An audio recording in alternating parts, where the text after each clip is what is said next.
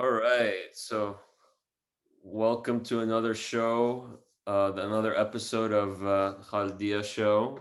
It's Um, the Khaled show, the it's the Khalidiyya show Khalid with show. your hosts Khaled and Khaled. Two Khalid and guys named Khalid. Khaled talking shit. Yeah. Welcome, one and all. So today Well, we're gonna today talk about. we may be interrupted by the sounds of explosive devices because it is the 4th of July, Right. which And so I wanted to say that we wanted to talk about the 4th of July. exactly that's Right. a segue. Right, right. An That's the segue. an overrated holiday in my humble opinion, but Well, we'll get into that. We'll get into that. yeah. So actually, why not just jump right into it? It's Well, technically, uh, the deck, the what's being celebrated was happened on the 2nd of July. Like the Declaration of Independence, happened on the 2nd of July, and then it wasn't ratified by the rest of the states until the 4th, and that's why we celebrate on the 4th. John Adams apparently didn't like that and never he refused to celebrate the 4th of July so because it's just for him he it was always celebrated the the second. second. Yeah, Okay. for him it was the second because that was when they decided that they were declaring independence. It just wasn't fully accepted by all the states until the 4th. Right. And They had so stragglers. yeah, yeah. Which I mean, it makes sense because that's kind of why they have the electoral college during elections because of the distance that they had and they needed representatives to receive the votes from And it was a little messy and they never got rid of it and so anyways, um 4th of July. Okay, so independence from England. from the British Okay, Empire, British on Empire, but upon then which the sun never set, right, except when it did. except when it did, but then what did this country turn around and do? I mean, it was doing it before independence with the colonies, but let's get into it. What this country did to the Native Americans.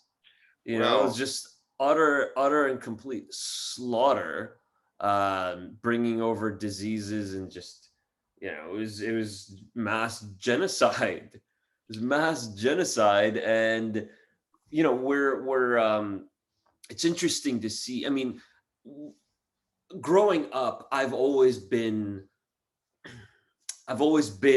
politically aware and I would pay attention to more things than most people.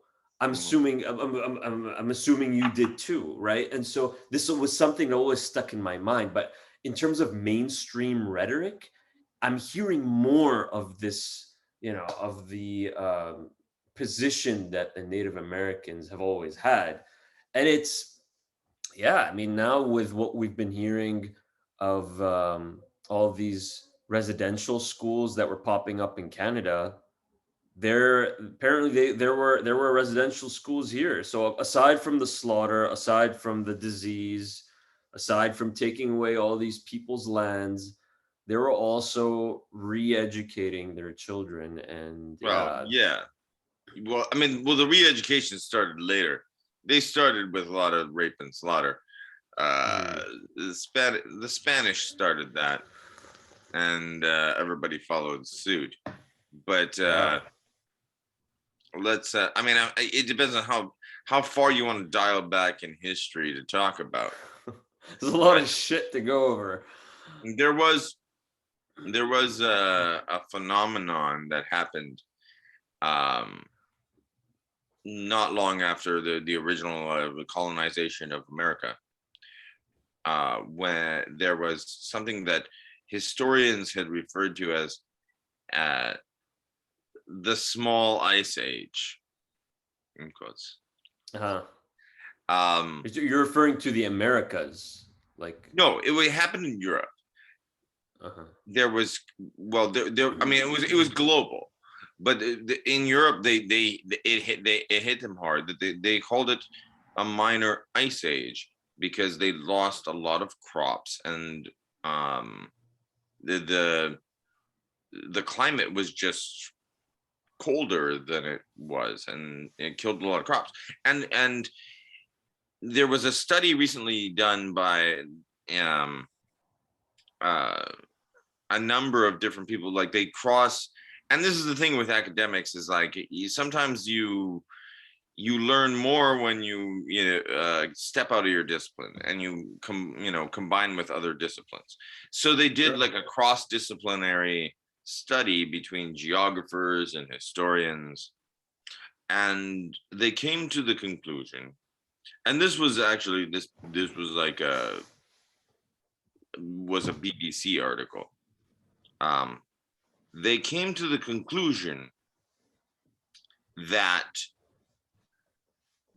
the minor ice age that happened there was because they killed so many Native Americans that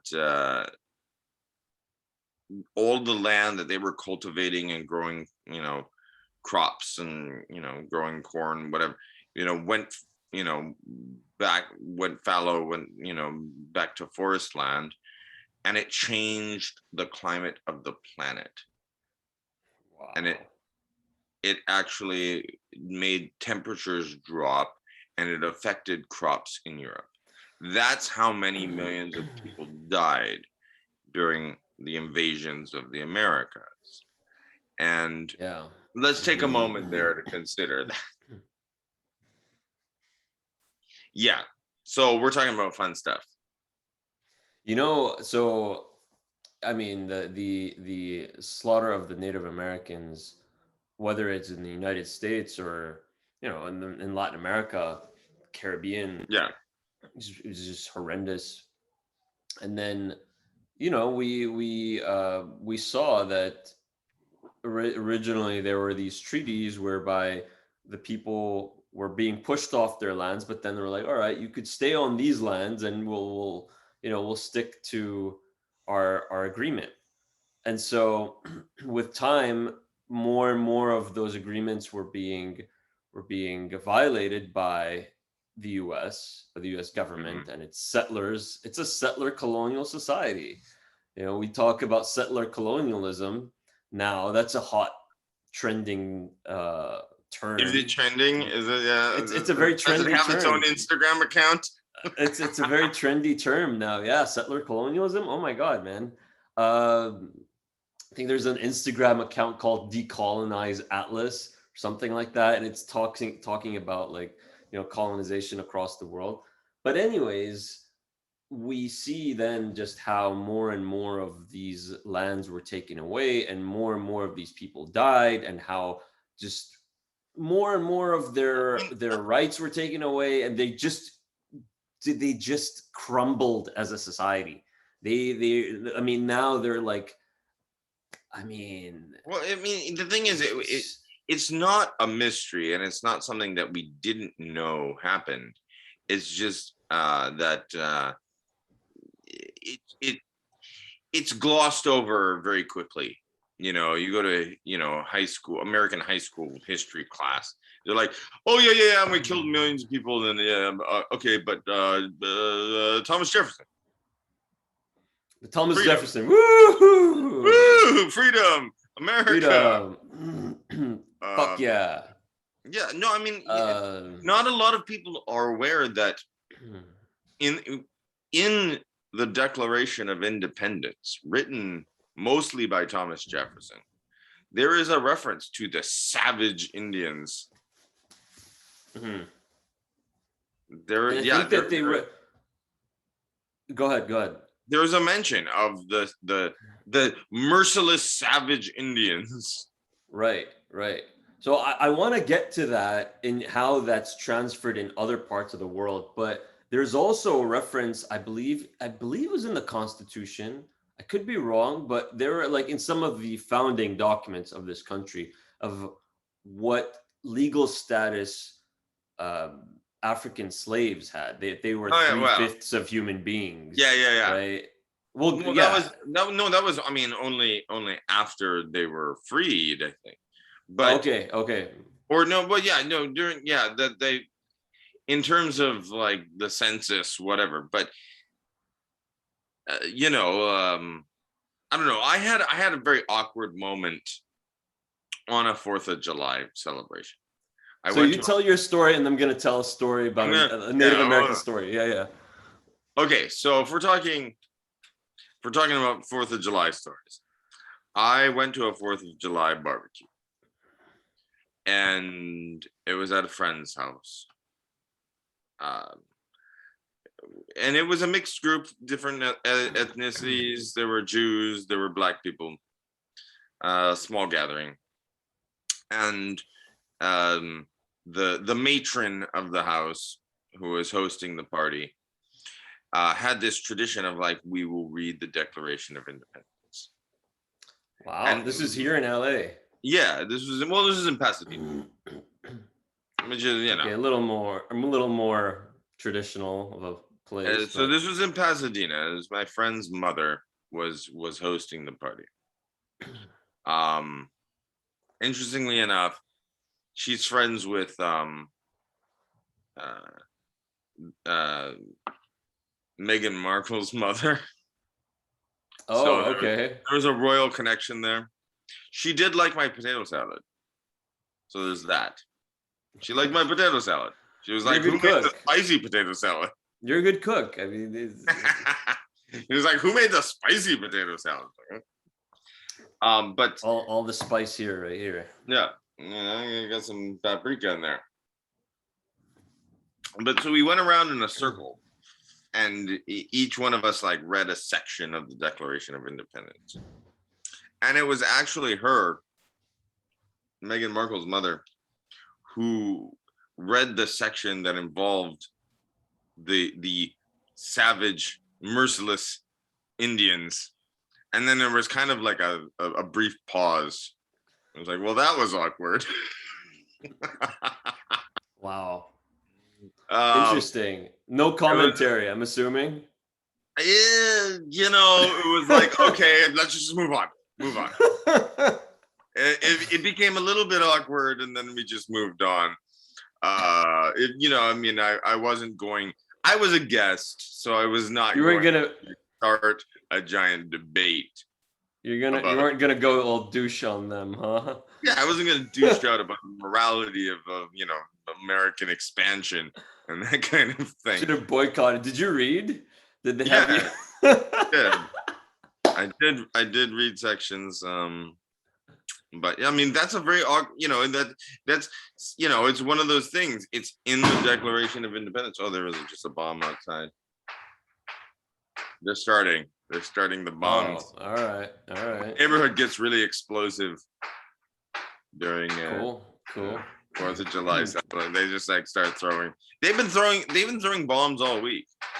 Actually. Oh yeah, yeah, yeah. They start early. You're right, right. In my neighborhood. But yeah. So anyway, so your story. My story. So there was a this was back when NASA was trying to launch uh do their project to launch man to the moon, right? And they Yeah, went this is off before into Elon Musk got all up in there. right. So they went off into the desert to do a lot of like tests with astronauts and all that stuff. And so they were close to where I think there was like a Native American reservation, right? And so this Native American guy sees them from a distance over a period of months or however long they were there, and he's observing. And so he goes up to them and he asks what's going on. They said we're actually training to go up to the moon, right? And so he told them, listen, so he was talking to the actual astronauts. So he told them, when you get to the moon, right, read this line. And it was in his native, in a Native American language, right? And so he kept telling the same guy over and over again, and he had him memorize the line, right? And then when the guy would ask him what did it mean, he was like, I can't tell you what it means. Just when you go up to the moon, say this line, right? And so Uh, the guy went back to his base, and apparently there was like a Native American uh, NASA, I don't know, astronaut or employee there who happened to know that language, right? And so really? he went to him and he was like, "Listen, I met this guy. He keeps telling. He made me memorize this line that when we go to the moon, I have to read it and all that." And he was like, "What was it?" So he read him the line, and the Native American guy starts laughing. And so he's like, "What? Why? What did it mean?" He told him that the moon is considered holy to these people, right? And Uh, so and they believe that there are some kind of like spirits on the moon that they have a connection to, right? And so what he was telling him was, don't trust these people. They don't keep their word with anything. They will take all your land once they arrive and start taking over the place. And so it was just from the like, wow, Martian, man. There the was like, moon yeah, people. it's like warning the moon spirits of these people who are gonna go and colonize the moon. So I don't know, man. That one stuck with me. It's like, yeah, yeah. It's sad. It's really sad. A little What's bit sad. it's sad. It's really sad. But It's like if you anyway, can, like I'm laughing because it's sad yeah. and It's ludicrous, but if you can't laugh, like how do you continue living? right. But Um, yeah, I mean, I don't side know if you saw. side Go side ahead. note, side note, pause. Um, technical comment. What's up? Is your recording working?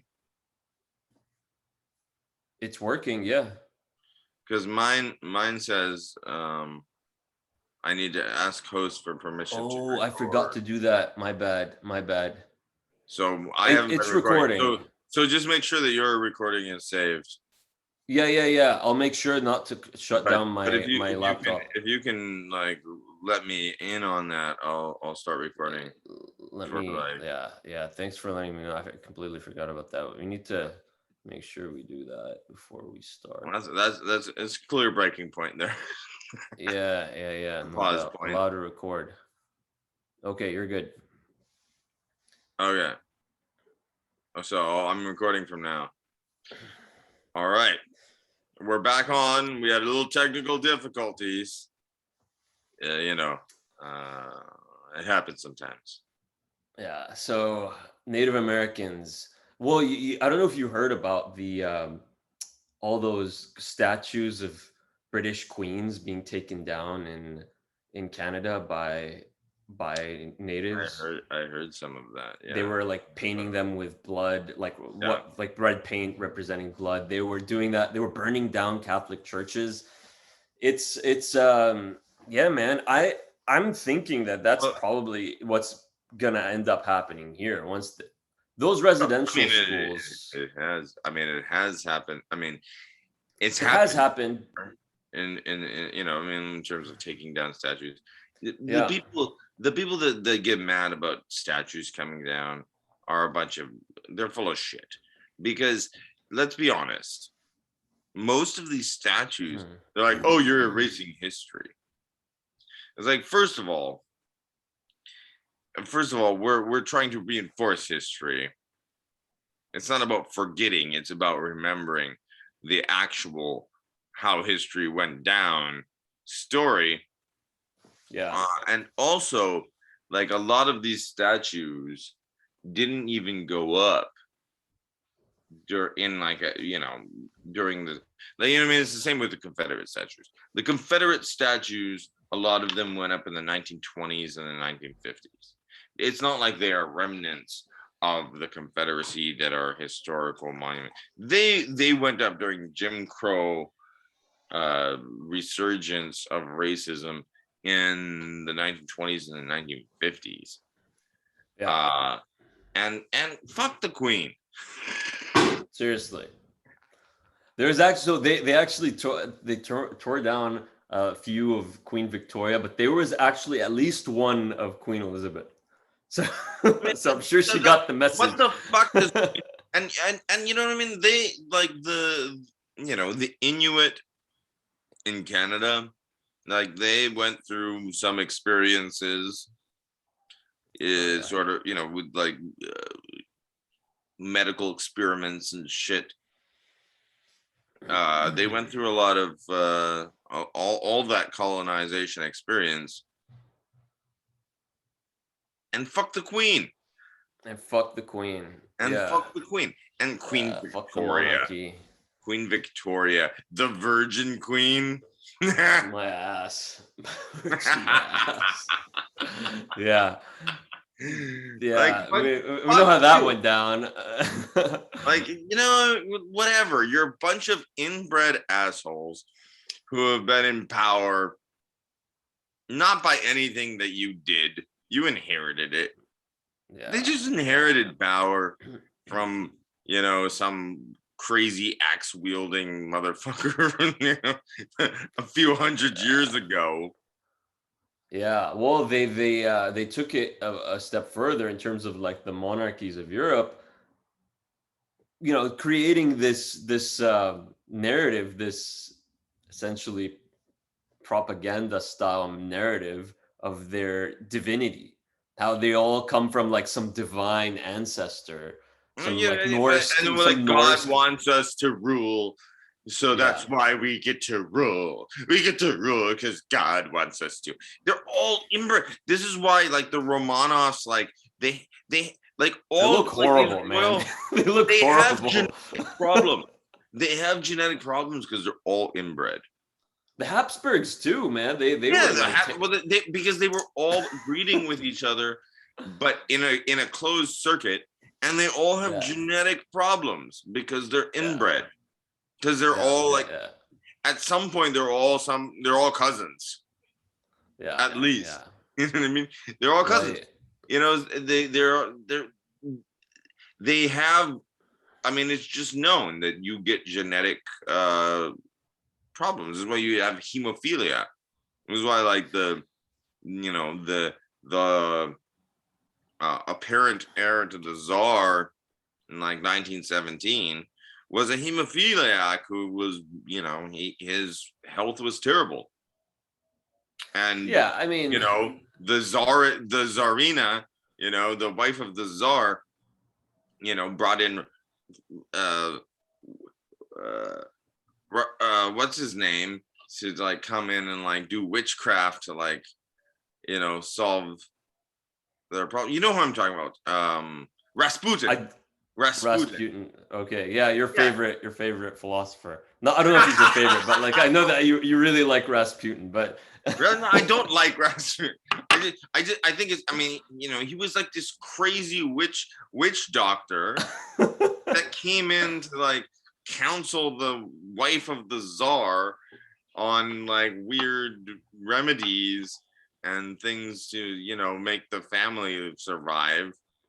And yeah, this is why I don't give a fuck about that whole fucking uh what's a Disney movie, The Missing Princess. oh, You know I what I'm have no idea. saying? No, I don't watch Disney movies. I don't either, but I mean, what's her name? The one that, and the reason they didn't find her body, the reason they thought she lived. I have no idea what you're talking about, You, but okay, you know what I'm talking. Come on. I don't watch Disney movies, dude. It's not just a Disney movie. It's the history of Russia. Okay. Well, okay, we veered a little bit away from, we were talking about Yeah, well, I monarchies mean, and we're maybe going a little bit, but in like I think we can allow. Find it, and yeah, we'll get back to it. But the thing that I wanted to get at is, you know, what we're talking about here with regards to 4th of July, with regards to colonialism, is ultimately this system of white supremacy, and Uh-huh. which is very much tied to that idea of these royal families, and Sure. the experience that. Anastasia. Okay, Okay, Anastasia. all right, You know, all come right, on. You know the Anastasia bullshit. yeah, yeah. So, That's who I was talking about. Anyway, not to interrupt you, but no, yeah, no, you're like good. the only reason they didn't find her body was because they started burning bodies. They shot them all and then they started burning bodies and then they ran out of wood. Right. So she got the good burn. Wow, that's crazy, and, man. and then it became this whole legend that Anastasia somehow, because they didn't find her body, that she survived and she's out there, the princess somewhere, is wandering around In the and forests will of come back Russia. in the Mm. forests of the Ukraine or Russia, or maybe she ended up in Paris smoking cigarettes with Jean-Paul Sartre. Mm. Nice, nice. in any Yeah. case, in any case, okay, let's get back. Okay, we're talking. So if we're talking white supremacy Well, as before we get as a back, thing. actually, you know what? Before we get to white supremacy, I Okay. wanted to talk about African Americans. So we'll talk about the U.S. Well, and then that we'll go is that global. not a different, No like, that's doubt, the same issue? no doubt, no doubt. But specifically African Americans. So Sure. millions obviously enslaved, and brutal treatment, and Uh, we know, a lot of us know the struggle. Like we've read about, we've heard about, we've studied the struggle, we've heard well, from some of different us people. haven't studied as much as they should have about True, that. true. And I think that's a really important point, because now there's this whole like debate about critical race theory and how it's Oh, for important. fuck's sake! Right, it's important For to. fuck's sake! But No, no, we don't want to like white fragility, God forbid. did we did can't I we mean can't we can't did you? teach our kids about this, or have them feel like as if that their people did anything wrong, or that they're somehow benefiting from a system that their ancestors built for them. No, but I mean, did you see there was like a congressional hearing, and they had an American general in Congress, Oh yeah, I saw that. I testifying, saw that. where he was like uh arguing for the idea that we are going to teach critical race theory in like West Point, or whatever fucking military school, and these like jackass jarhead, like fat face Republican Congress people were arguing about indoctrination and blah blah blah, and they didn't want critical race theory being taught in military schools. And he was like, you know what? I've read Marx, I've read Lenin. I'm not a communist, but I've read them. Like, you can study this stuff, which is, you know what I mean? Like, it's a small concession, because, like, honestly, like, critical race theory is not Marxism. It's not like a No. political, manifesto. It's just saying we need to look at, like, how our society deals with race and have a more critical, uh, you know, uh, look at it. We need to see it from different aspects, and we need to not take it for granted. Well, the Um, thing is, they can't come out and say we're anti-black. We can't. They can't come out and say no, they're not going to do that. we're But yeah. And so this is the only thing that they like. Well, this is the thing that they came up with to direct their energy to. This this is the is what way they that do. they're. Yeah. This is what they do: is they take a word, like they take a phrase or a title like critical race theory, and they demonize it. It's like, Yeah. oh, you got the critical race theory. You've And it been blows up on infected by Fox critical News. race theory. You're a feminist. And it's like all of that. You're a social justice warrior. And it's like there are, of course, and always will be, the critical issues, and debates to be had about these situations in this society and any society. Sure. However, when you demonize things and make them a catchword, like, oh, you're just doing that critical race theory thing, it's a way of making something sound demonic and evil. And like, you take the phrase and you cast it in a way that makes it sound like it's some kind of like crazy agenda Yeah, by you're the crit terrifying. You're terrifying people who are very insecure, honestly, we're already who paranoid. who are And then you already tell them it's paranoid. like there's a critical race Illuminati out there that's trying to, like, you know, get in Yeah, your yeah. head.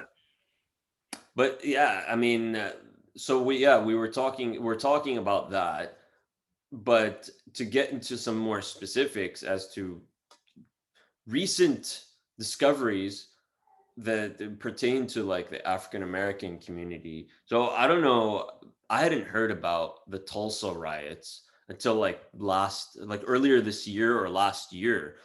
And so to hear about, well, that even after the Civil War, even after Jim Crow, and even after, well, I mean, this happened actually. Tulsa happened around the Jim Crow Yeah, it era, was but that yeah, that was like but that African Americans never really got their freedom. They were never really were given any sort of reparations for the hundreds of years of slavery that they endured. But not only that, they were like expected. Oh, they were expected to not mix with the rest of society, meaning white society. It's like, no, yeah. we don't want you to mix with us, But right? also, So I mean, so which is a horrible mhm. form of oppression. It's a horrible way to treat people. But granted, they were like, all right, cool, right? We don't like. I'm not saying how this is how they said they talked, but or what they said, but I think that given the history, there were many black towns that popped up, where it was majority black and they had black owned businesses and they had black owned pretty much black communities. And they were like, all right, we're going to build ourselves. We're going to build our own towns and we're going to just, be independent. Yeah, and they got ravaged. And they got ravaged. They got, man, there were people, and they'll always come about with some tiny little thing like, oh, there was this one kid who talked to a white woman, who harassed a white woman, or who sexually assaulted a white woman, Whistled or something and say, oh, whistled or something like that. no, but like, And like, then they'll go in, they'll do like they'll just slaughter everyone. And then in Tulsa, they even went up using planes and bombed the place, and the police were just standing there. oh And yeah, apparently, no, there were but like I mean, the funny thing dozens is, of similar towns where the same thing happened, dozens across the country. yeah, what is really fucked up about that is not just that it happened. Oh, I mean, the most fucked up thing is that it happened. But what's fucked up on top of that, like to add the salt on top of the fucking uh, casserole of fucked upness, is that it's not taught in schools and it's not acknowledged, and people learn it from like the Tulsa thing. Like, people learn it from a Marvel show. Yeah, I Like, they mean, learn it from a Marvel comics show. And they're like, oh, I never knew that happened. And it's like, I think most of us didn't know that happened. yeah, well, they don't teach it. They don't teach it, and it's intentionally glossed over, right?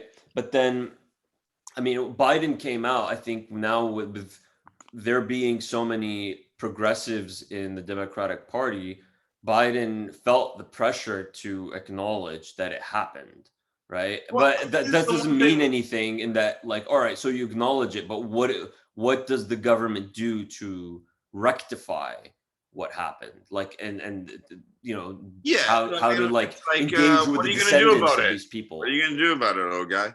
Like, Yeah, yeah. I appreciate Biden's ability to sort of evolve, and like, I think he's trying, but I mean, the guy's a million years old. He's an old fart. He's conservative at heart. You know he is. It's He, just I that mean, like he's playing his history isn't politics. great, but no, I think he's learned some things, and I think He he's got, has.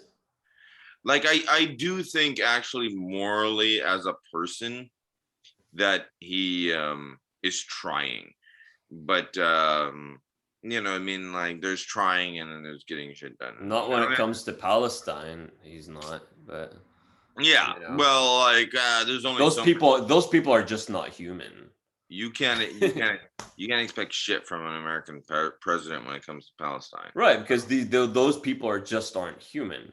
But I want to like also bring up something else when it But comes to African Americans. yeah. Well, I mean, I Um, think, like, you were referencing Emmett Till, I think. Yeah, yeah, but Emmett Till, that incident, was its own separate like incident, but apparently, I mean, there are it's lots like a of things that pattern. are like that. Yeah, I mean, like, Right, it's a pattern, and you see how like white supremacists will have used that okay, against like a town to like wipe out everyone, right? Because okay, and but this is now, another story I'm gonna bring up. But go okay. ahead. I'll say what you want to say, and then I'll bring up the story. Well, I'm just gonna say, if we're talking about Emmett Till, the Emmett Till story, this is where I get into my aggression towards white women. Mhm. Because the Always a fun woman, topic. well, because Always a the fun point topic. was, like, Emmett Till was like 14, 13, 14, something like that. And he was accused of whistling at a white woman, Mhm. and she testified against him in court. You know, and I mean, he was lynched and bludgeoned to death. And then during the trial, she was like, "Well, he whistled at me." Mhm. And on her deathbed, she admitted that she lied about it. Yeah. She admitted that she was like that, and it took her to be on her deathbed to actually come out and say, like, yeah, he wasn't really harassing me. Like, oh yeah, scary black 14-year-old, so That's scary. how fucked up and how deep this shit goes in terms of like Yeah. the white supremacy in this culture, I in mean, this society. the boy got beaten to death, to, like, I mean, if you look, and his mother decided to have an open casket because it's like, see what you did to my boy. Yeah. And it was awful. Like, it's like the pictures are terrible. You It's know, you want to hear something like really messed up in terms of like what we're dealing with now in 2021. Yeah. There is a challenge. So you hear about like these different challenges that pop up on social media, Mhm. like the ice bucket challenge or this Yeah, challenge or that bullshit, challenge. bullshit, bullshit. Yeah, yeah. But there is a challenge out there that I heard about recently where white women, particularly like white girls in their like teens or 20s, Mhm. will show their will show a face of like of fear, like that they're like afraid or that they're sad or they're about to cry or that they're in pain, and just how quickly they can turn that face around and and show That's a how thing. they can. That's a thing. How can how if you like How show easily how good they your just acting use their skills their are. like white girlness to like Yeah, yeah. feel sorry for That's a me. thing. That's a thing that's trending online. Seriously? I Yes, yes, missed that that is one. it. Yeah, I mean, well, you're not missing out, but like, No, I'm just saying I didn't that didn't pop up on my radar, but that is fucked yeah, up. that No, that was on it's like Instagram. they're self-consciously like they know what they're doing. Well, I'm these are sorry. I'm Like sure yeah, no doubt, but these are of course the ones who are like gonna be the ones rejecting. They're the ones who are part of society that are rejecting all this talk of any sort of criticism of the past. So I yeah. wanted to bring up another thing that I came across recently. This was just a few days ago. Another thing that I'd never heard about, but apparently there are black towns. There were black towns in Hmm. this country that were like Tulsa, the part of Tulsa that was predominantly black owned, Yeah. right? That um, I guess the white people of those areas didn't appreciate. They didn't want them there. They didn't want those towns to exist. They didn't quite like black wealth. Right, and they would use these incidents of supposed incidents of harassment. Oh, this person, talked to or attacked a white woman. This black man attacked a white woman. So let's just go in. So what they did to those towns is flood them, and so they would go in. They would attack all these people. The people would flee. The rest of the people who were still alive would flee, and so what the white people would do was come in and then flood those towns and create lakes out of them. So like there are lakes till this day. There's one in Georgia. It's called Lake Lanier, and then there's one in like Alabama. There are a That used to bunch of be them across the towns. country. Used to be towns, and the towns are still there. They're still there underwater. It's Like like it's just, Atlantis. It's Black dude, it's Atlantis. like this shit. You can't make this shit up. Like it's like, Dude, I mean, this and shit it's is and, it, insane. and it's more of this shit's just coming up, and it's more of it is popping up. Like there's an African American professor who his specialty his I mean his he's an expert on African American studies. He didn't know about this, right? He was like, this is the first time I'd They heard about bury this. this shit, and then they throw at you Gloria Steinem and shit like that. Yeah. I saw Gloria Steinem talk. I saw her in a conversation. She had a conversation with Munel Tahawi um, Mhm. about feminism. And I was like, "Fuck you, Gloria Steinem." Like she was fucking Henry Mhm. Kissinger. Oh, I didn't know that. Oh yeah, she fucked Henry Kissinger. Like fuck Gloria Steinem. Like you take a picture with a black woman with an afro and put your fist in the air. It's like go fuck yourself, Gloria Steinem. Yeah. I am not impressed. Like, I'm sorry. White women, here's the thing. Okay, if we're talking now, let's for a moment, and this is not going to be popular, but let's for a moment speak of white women. You are not a minority. White women are not a minority. You are half of the white population. You are white. You are not a minority. You might not have as many privileges. You definitely don't have as many privileges and benefits as white men, but you are still a white woman. And every white man, whether or not they're an oppressor or try to be oppressor or not, every white man has a white mother. Some of them have white sisters. They usually have white wives, and then they have white daughters, and all of those white women are part of the whole thing. And you don't get to be like, I'm just like black people. I suffer and I'm oppressed. You're not. You raised, like, you're raising generations of white racist boys and telling them they're the shit and they're gonna go out and conquer the world. You have a husband who's probably, a white dude who's, you support him in all of whatever the fuck he's doing. You are part of this. You are not a minority. You are fully part of the system. You do not get to call yourself a minority. You're a white Yeah, woman. You it's are the jewel. You are the, like, white women are the jewel of Western civilization. mhm. You know,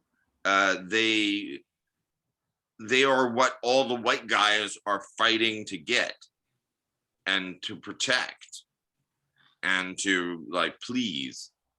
So it's like, eh, you're saying you're oppressed because you don't get paid. You get paid 70 cents,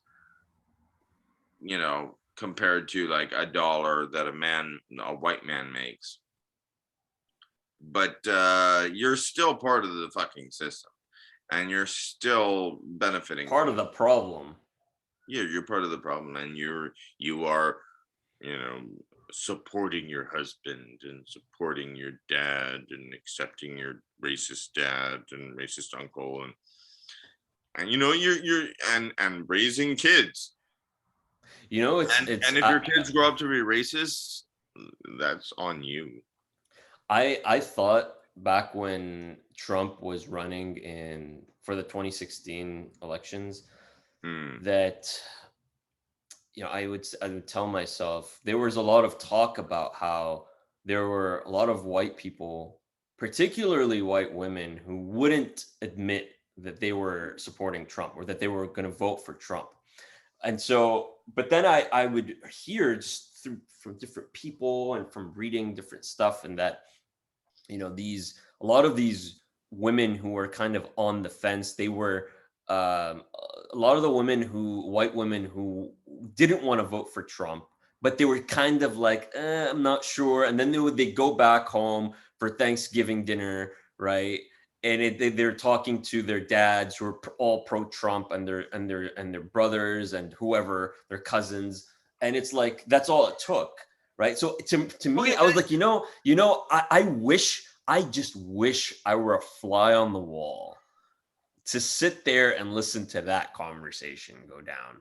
no, You but know, it like, now you're also like, you're deflecting the pressure, like that. Oh, they were pressured into it, and then they're not always. And I've seen interviews with Trump supporting women in their these middle are age. the educated. I'm sorry, I should clarify. These are like educated white Okay. women from I guess more liberal areas. So No, but yeah, I've I should. seen interviews at Trump rallies where, the interviewer, a lot of times they're comedians and they're just, like, they're poking at them and they're like, okay, so this guy says it's okay to grab him by the pussy, grab women by the pussy.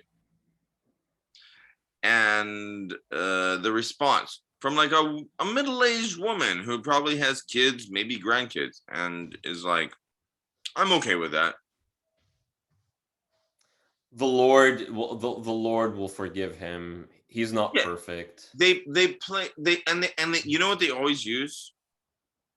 Well, the conservative Christians use the story of David. Hmm.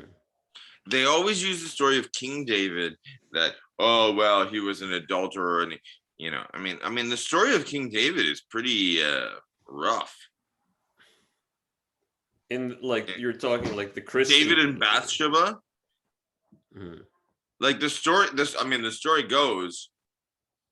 So this is what conservative Christians use as a defense for adultery in their ranks.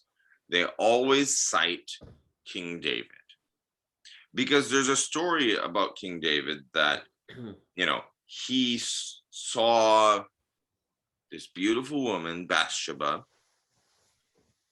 taking a bath on the roof of her house, down the street, whatever. He was a peeper, and he thought she was hot, but she had a husband. So he had to do something about the husband. So what he did was he sent her husband to the front lines in the war against, I forget, the Philistines or whoever they were fighting at that time. But he deliberately sent her husband to the front lines so that he could die, so that King David could go get that Bathsheba pussy. Right. That's a Bible story. And they cite it and they're like, well, you know, even the chosen by God sometimes, you know, do bad stuff, but we forgive them because overall they're doing a good thing. And I call bullshit on that. I call bullshit. Yeah. Well, I mean, honestly, I just have to add this that I hearing Christians and Jews actually talk about Mhm. the different biblical figures and their stories. You know, Mhm. as a Muslim, those stories we don't believe them in that manner. Like we don't believe that these biblical figures were, you know, the way they were described in the Bible. But anyways, I just had to throw that in. I mean, So to me, whether or even not, if you were even if you were using that, it's like that's, you know, it's like one that's not proof of anything. That's not a good way to defend an adulterer. But it's yeah, also, it's like, all well, right, and also, I mean, whatever you use to defend, it just shows moral bankruptcy, you know. yes. And the thing is, if you're going with the religious stories, um, David did get, like, King David got his fucking punishment. Like, he, you know, was on the run where his son was trying to kill him, you know, and take over the throne. So it's not as though there aren't consequences for that behavior. And the Hmm. point is, like, you don't justify the behavior just because, like, this guy, you know what I mean? Like, I don't think those stories were written to say it's okay to do this. They were written to sort of, you know, paint this picture of, like, well, you know, some of our, you know, heroes and prophets and kings, they fucked up too, but they also got punished for it and they repented and were, you know, like, they got their punishment and then they reformed. Yeah. You know, I mean, it's Well, not to say that, like, it's okay to do that. the idea is that these people were defending Trump. Women were defending Trump because he Yeah. stood for an idea. And that idea What is idea? white supremacy. It's white Yeah. supremacy. Yeah, It because is what other idea is there that he stands for? There is no other idea. It is that you are representing what we inherently believe in, what we were taught as children, Yeah, what white we grew supremacy up to want and to corporate further power. to further in our neighborhoods, in our Mhm. society, in our cities, in our country, and the world. And yes, that's them. And then you have like the corporate people and their support for Trump, and they were supporting him, you know. Yeah, but it's all white supremacy and corporate power, and that's really all that that, like, the Republican Which are Party. very much intertwined, very much Exactly. intertwined. If we're talking about the Republican Party, let's talk about the Republican Party for a second.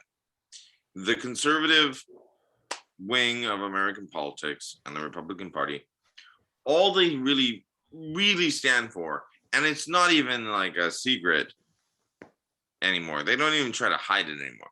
They stand for white supremacy and corporate power. That's pretty much what they stand for. Yeah. And they're not even repentant about it. They're not apologetic about it. They are full on, like, white supremacy and corporate power. So what I want to also talk about is taking this whole white supremacy idea. We were Mm, originally the topic was the 4th of July and the sure. history of this country, the very dark history. And then to look at the roots of it all, white Yeah, supremacy, and then look at like how this is also very much evident and present in other parts of the world. And so, sure. you I mean, know, I would, we in terms of America, I would encourage everyone to read Howard Zinn. Howard Zinn is one of the greatest professors and historians of American history and the race politics of American history. People's History of America, great book. all I right. would encourage that. So throwing I that mean, out there for anybody who wants to read books. yeah, for we had a anyone who wants to conversation. read We books. had a conversation earlier about like that I was trashing people that don't read books. And Millennials. We were talking about I mean, I'm millennials. not trying, I technically we're both actually millennials, really. We're On just the older end of we're the older millennials. millennials. So like when I say it's not, it's not a slur. I just know like I talk to certain people sometimes about things who are very, you know, uh they're very engaged, very want to be involved and have very strong feelings Like their hearts are in the right politics. place. Their hearts are in the right place. They have strong feelings about politics, and they have strong feelings about gender issues and race issues and class issues, and they're going in the right direction.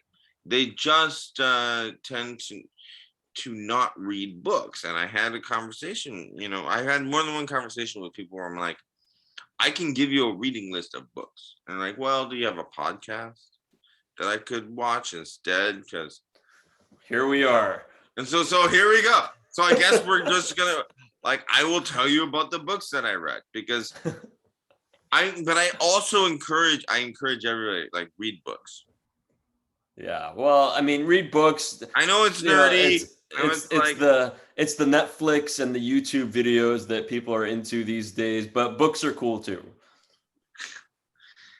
I mean we're old guys. We like paper. I like to be able to like highlight and like take notes in the margins and that kind of stuff Yeah. with Yeah. with a book with a Plus, it like, looks have pretty it in my cool hand. when I you can show flip it, people, like when flip people through it. walk into your place and they see all these books. And you got a bookshelf that's like cool to look at.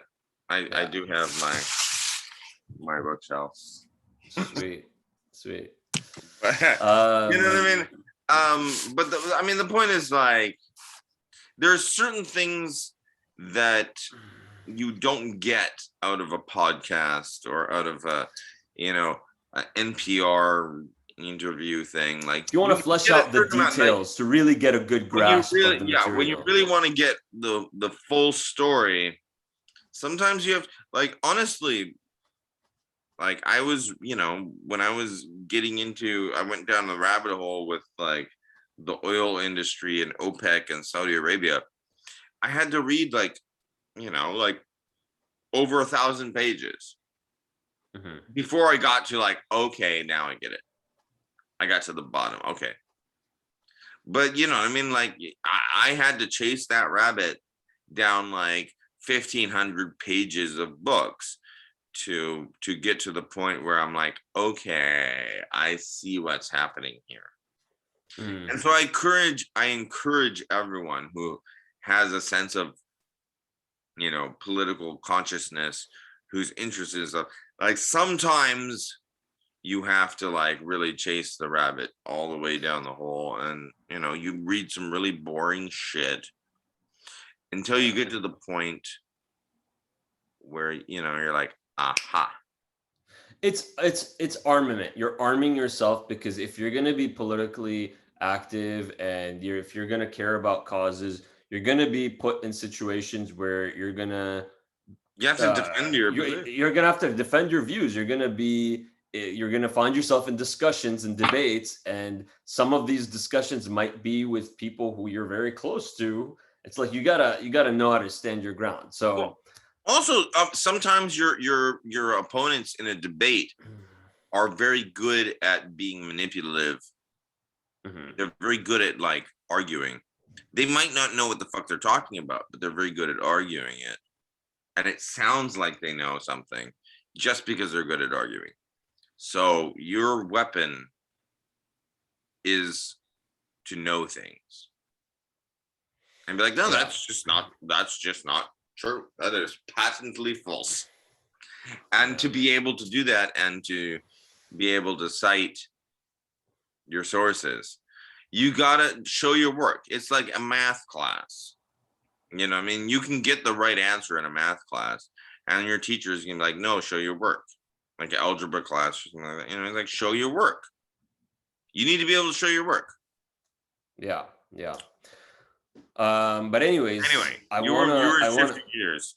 yeah, so let's talk about white supremacy and how it's affected the rest of the world. Globally? So this whole like colonial project going back to Europe, right? We know that we have these royal families in Europe, but it's interesting seeing how it's actually capitalism that spurred this whole like white supremacy. Oh yeah, it was This spices. is right. So They wanted spice. you have these like these essentially these corporations Yeah. in the UK, in Britain, and in the Netherlands. I think these were the very first ones. The British East India Okay. Okay. Company, Yeah. No. No. the No. what was it?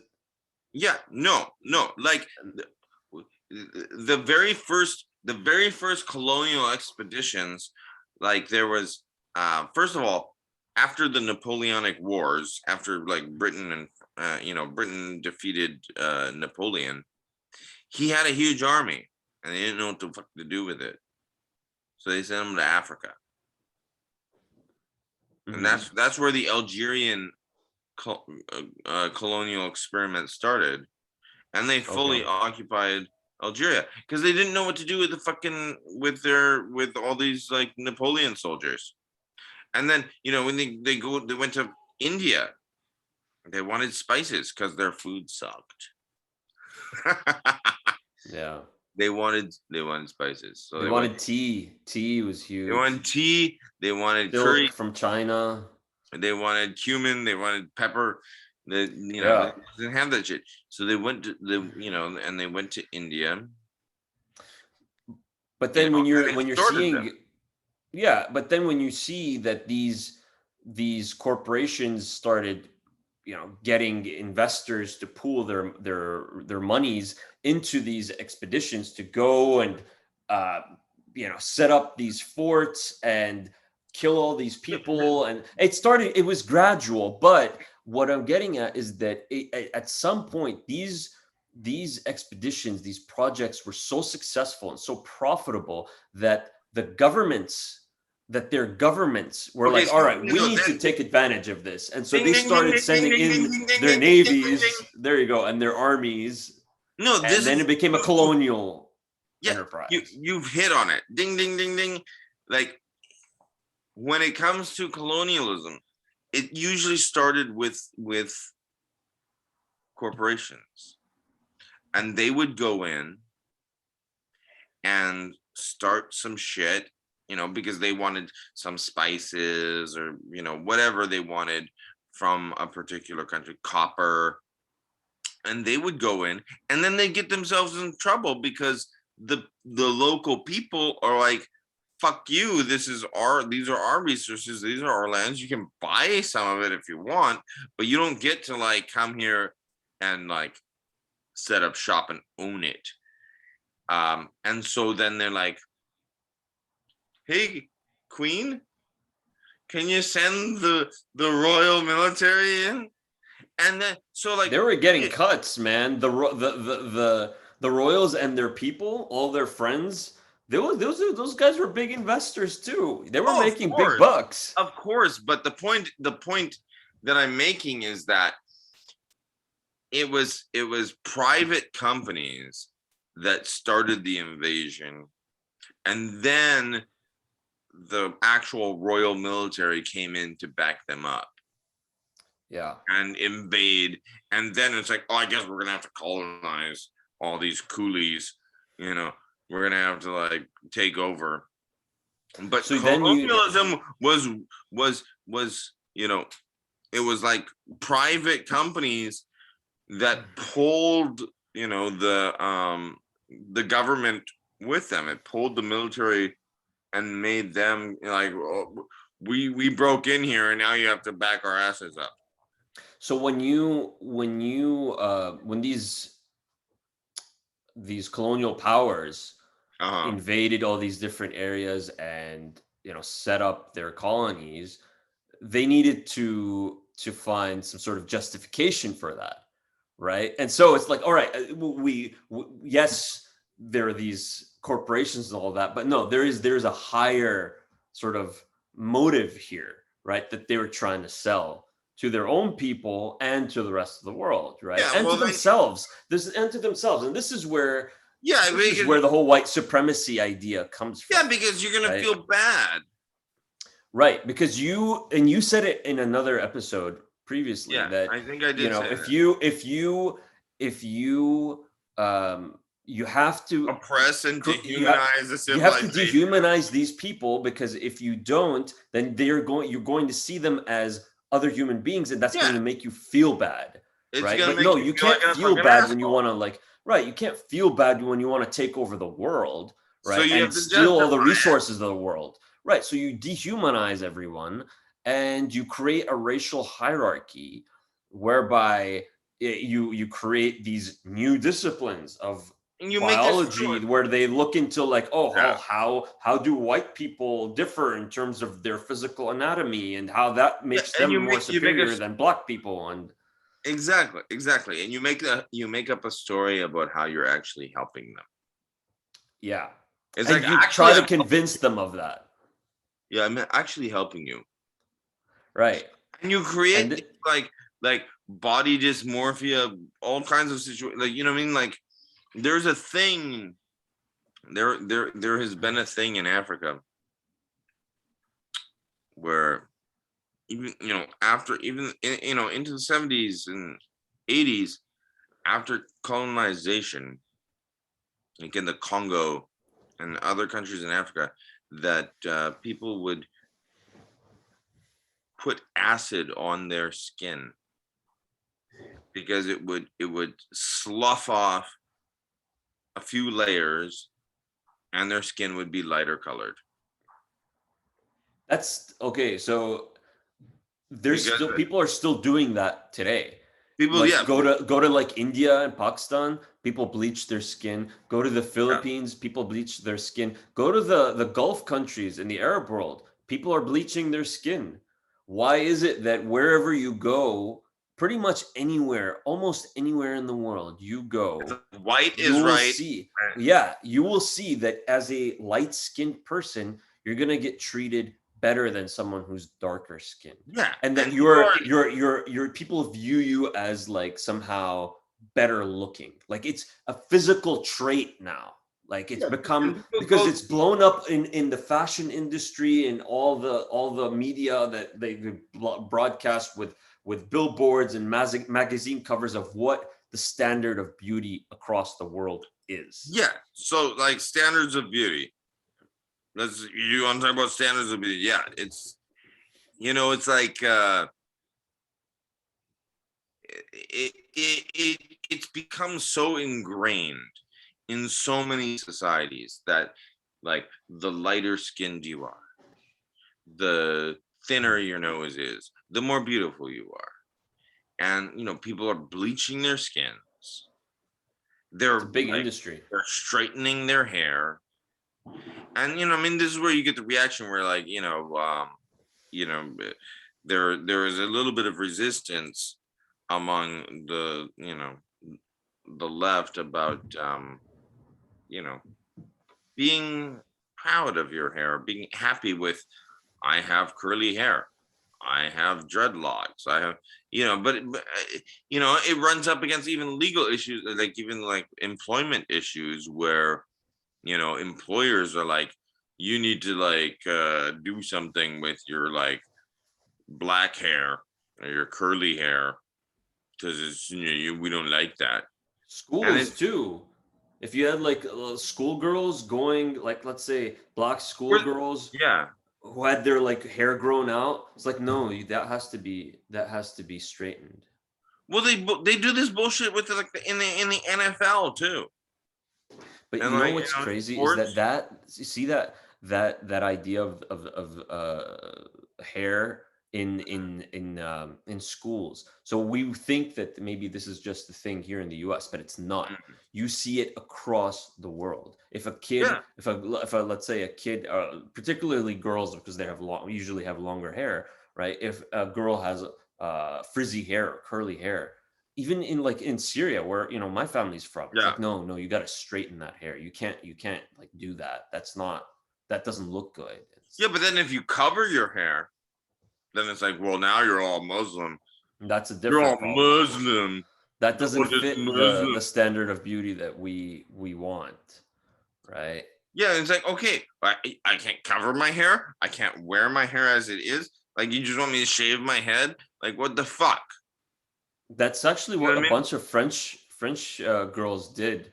Did you hear about that? So God, when they banned the yeah. head covering, the hijab for women, for girls who were going to school in France, what one girl did was she was like, I refuse to show you my hair, so I'm just gonna shave it. And so it's like, yeah, it's a form of resistance. It's like, and and this is I think your cat had an opinion on that because I heard a meow.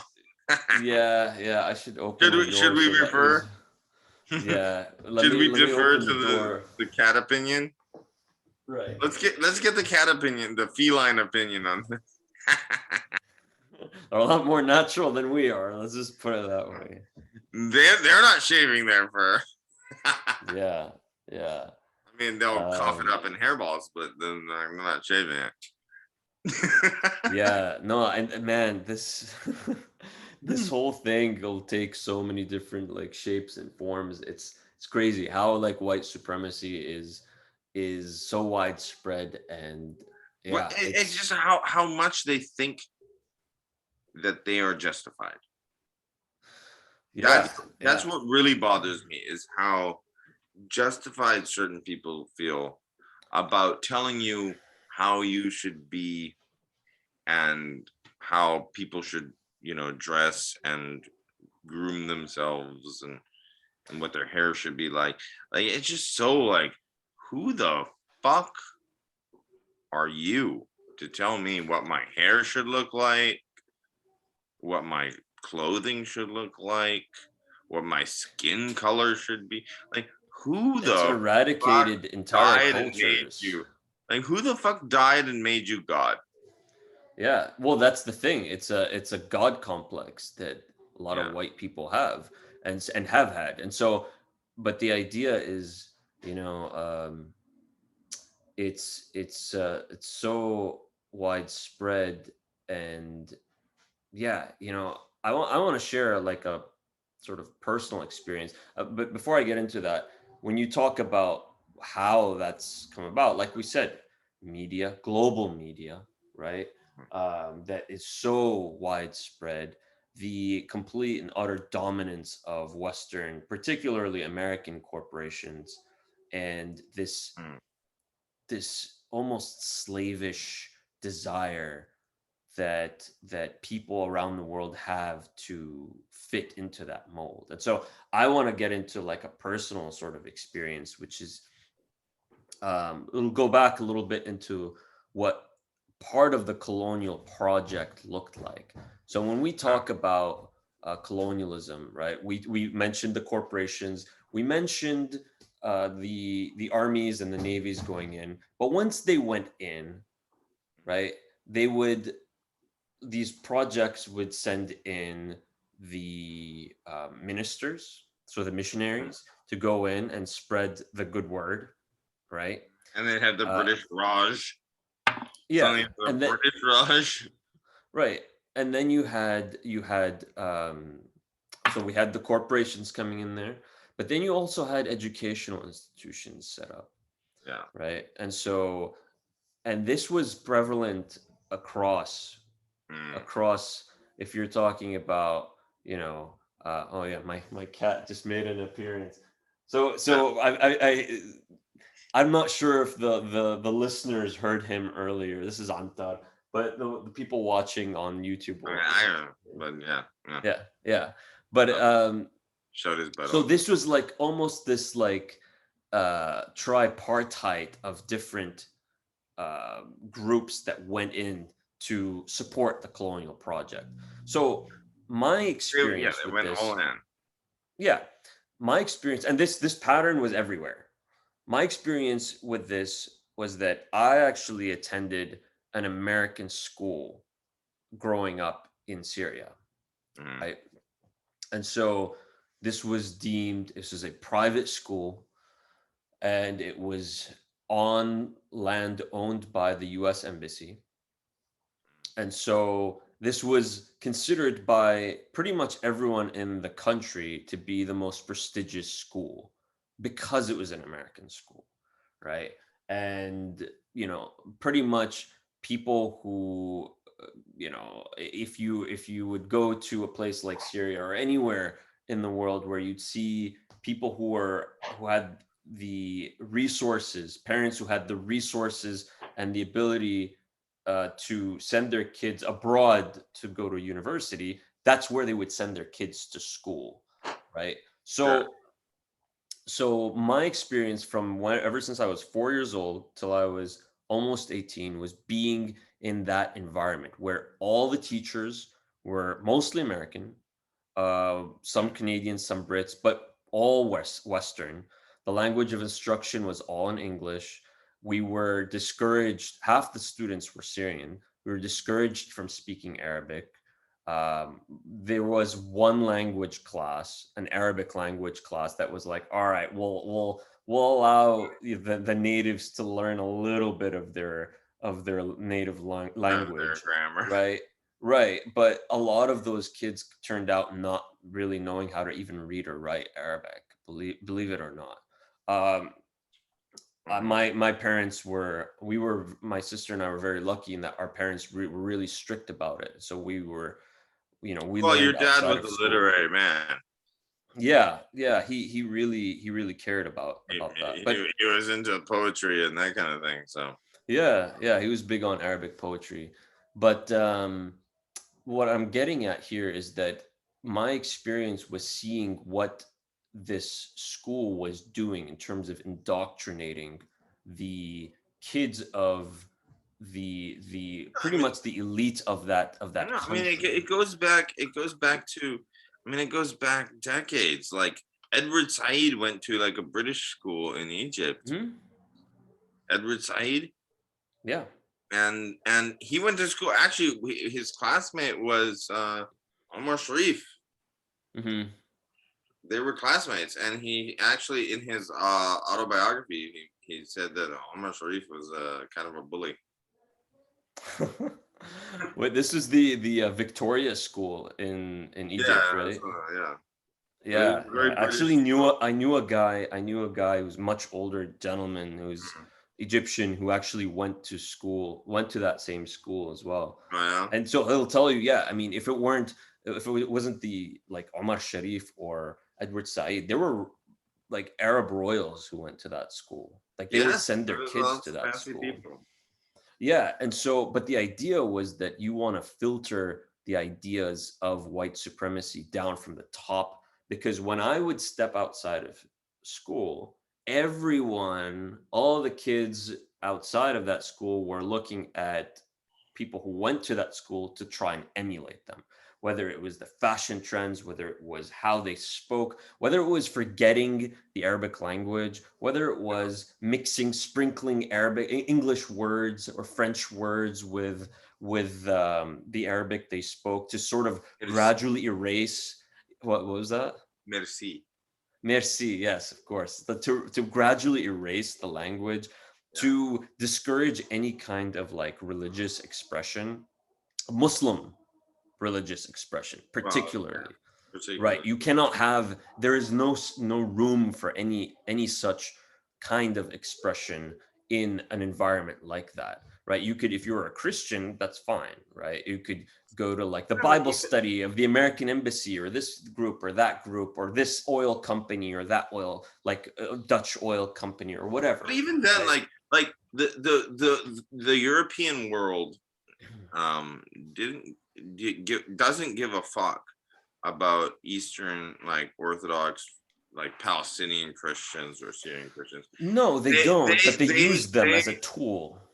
no, but Not the mostly they don't. Palestinians, not the Palestinians, but in No, but Syria. mostly they back the Maronites, and the reason So they back that's the in Lebanon. Maronites, That's they a started backing the Maronites after the Maronites in Lebanon mhm. started, like after the Maronites in Lebanon recognized the Pope in Rome, Right, but which that's they Lebanon. hadn't historically. In Syria is a different situation in that we have a lot of Christian denominations, Yeah, and it really didn't matter too much which one you followed. If you're a Syrian Christian, if you're a Syrian Christian back, I mean, when the colonialist project began, up until today, pretty much.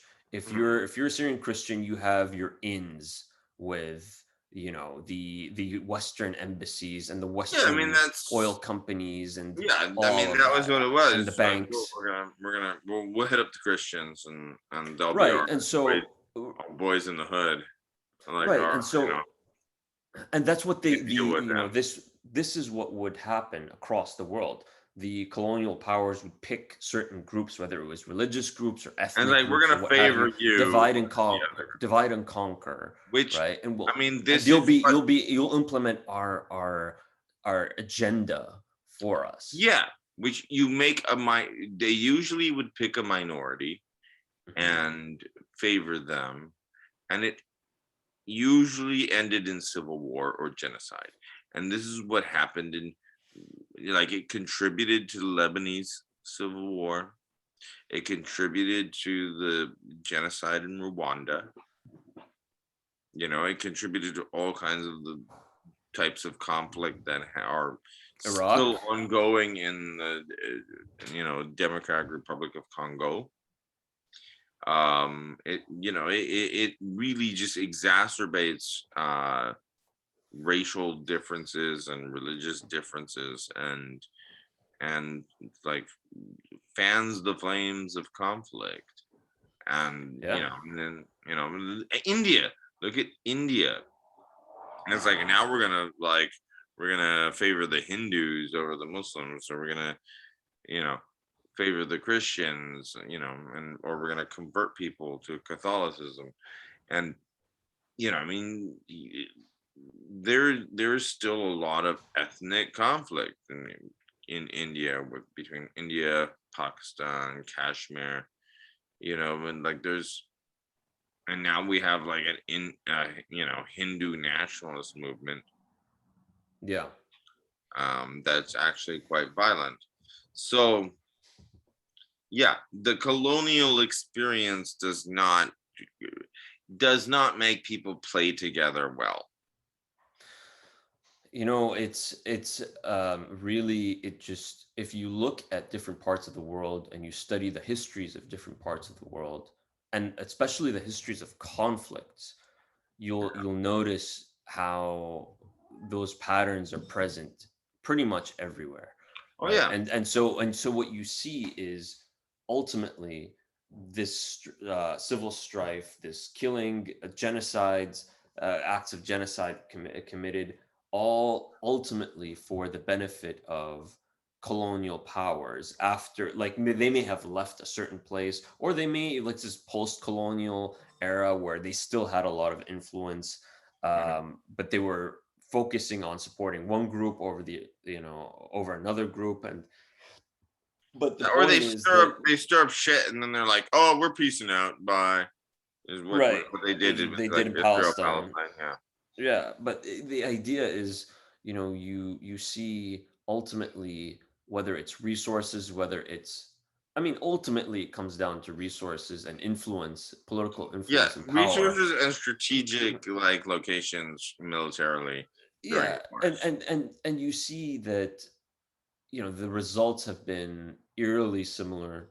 the destruction of Oh yeah, cultures it's and a total program. societies. Like it's And it's it's a but program. then the sad part, and I think that people are slowly starting to wake up about this, is that especially here in the US, this decolonization sort of idea of decolonize your mind.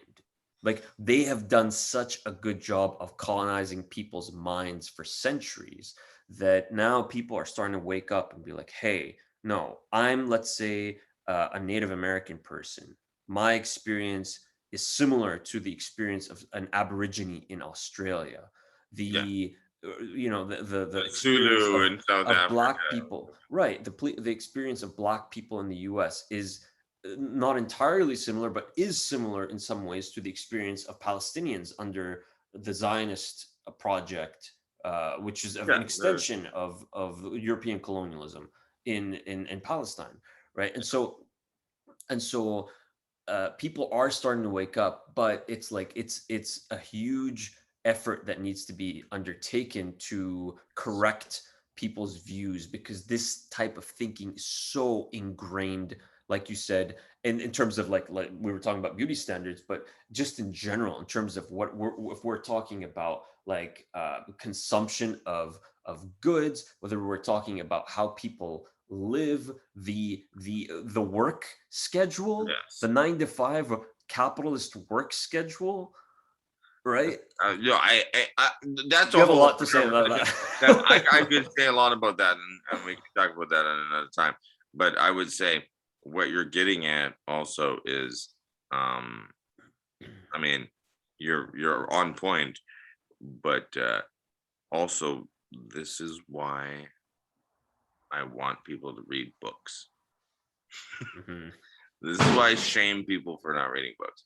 And it's not, it's like I'm not insulting you if I say, read books. I'm just saying there's a level of knowledge you get from a book that you don't get from a podcast.